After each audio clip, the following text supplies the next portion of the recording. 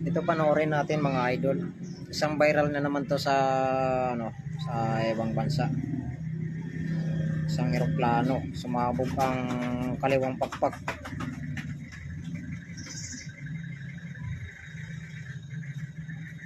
Grabe.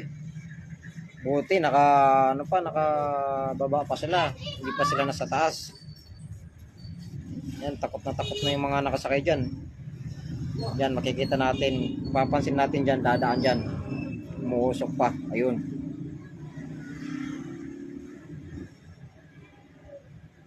Grabe, buti hindi pa nasa taas, no? Kasi kung nasa kung nasa taas pa yan, ako. Sigurado. Grabe yung nangyari mga idol. Hindi ko masabi kung ligtas pa ba ang mga tao dyan, pero sana ligtas naman. Grabe, ayan, oh.